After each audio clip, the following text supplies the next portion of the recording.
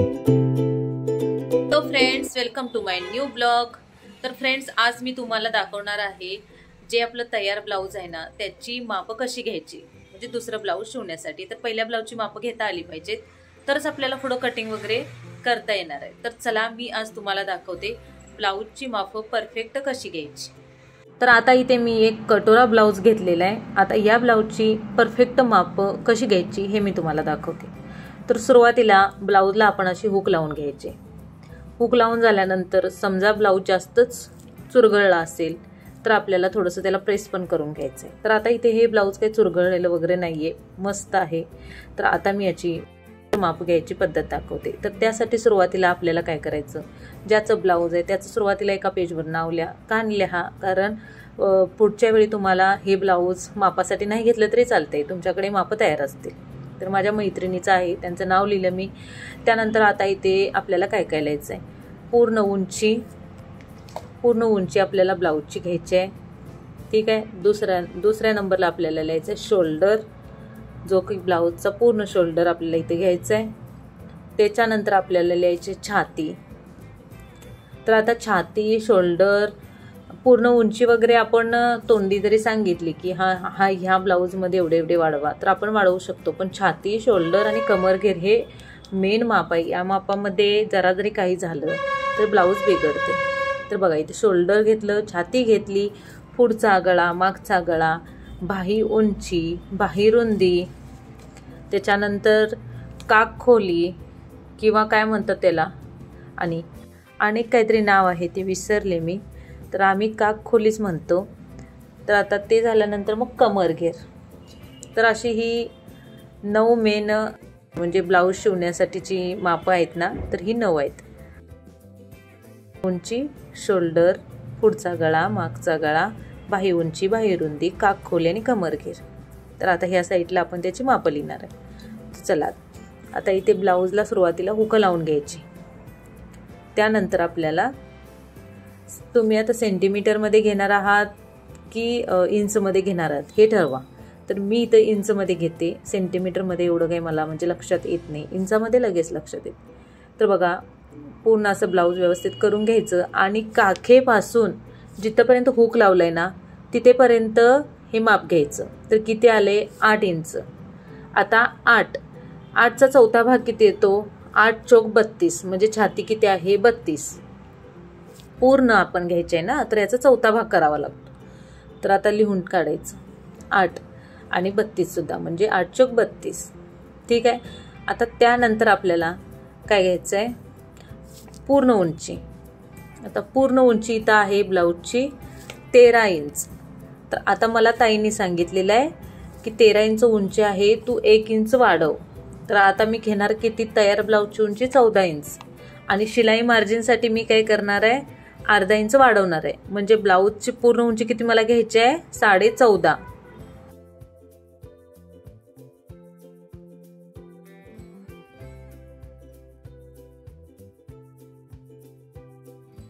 आता आपल्याला घ्यायचं शोल्डर, हा पूर्ण शोल्डर आहे।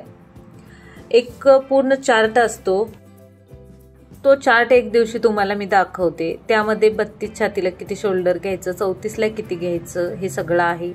तर आता इथं ब्लाऊजचं शोल्डर आपण घेतलेलं आहे 9 आलेलं आहे। तर 9, 9.5 हे नॉर्मल आहे 32 छातीला। तर आता आपल्याला याचा निम्मा करून घ्यायचा आहे।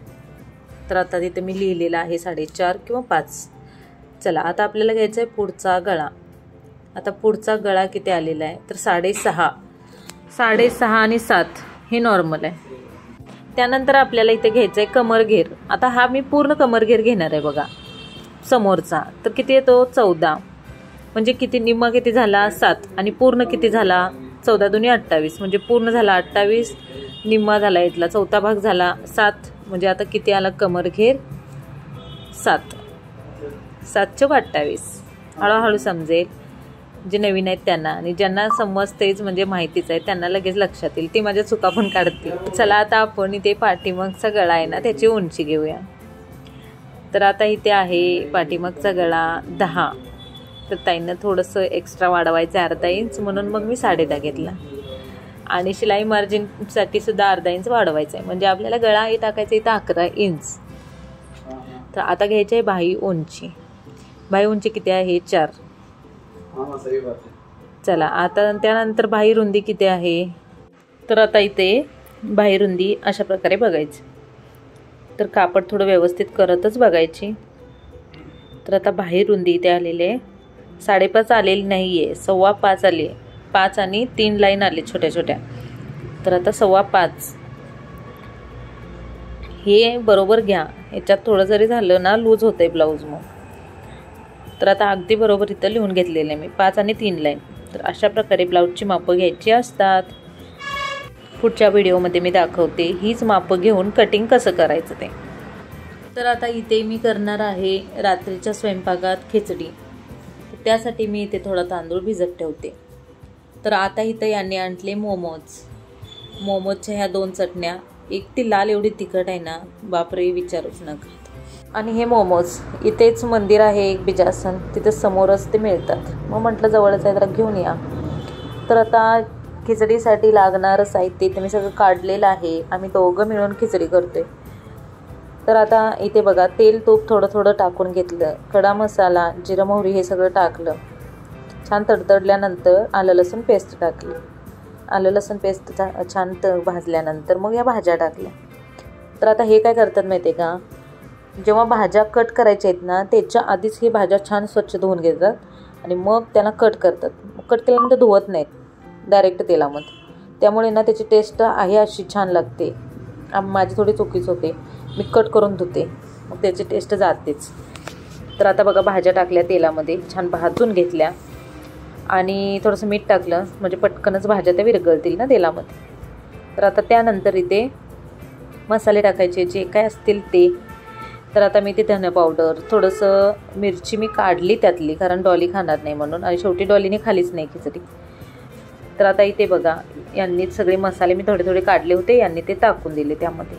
गरम मसाला, थोडी चटणी, हळद आणि मीठ. त्यानंतर मग त्याच्यामध्ये टाकला भिजवलेला तांदूळ टाकला आणि आता त्याच्यामध्ये टाकायचं आहे पाणी.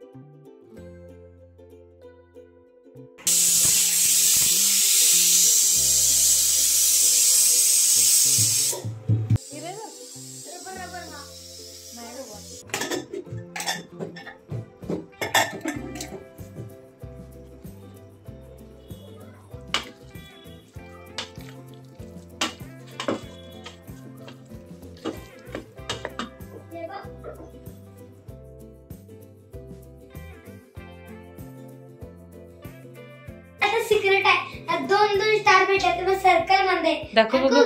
1 2 3 गो. काय करलीस गे? अरे असं का पण, वाव मस्त करलीस की ग. Star 2 star. तर अशा प्रकारे आजचा ब्लॉग इथंच थांबवते. व्हिडिओ आवडला तर लाईक शेअर सबस्क्राईब नक्की करा. उद्याच्या व्हिडिओमध्ये कटिंग दाखवते ब्लाऊजची.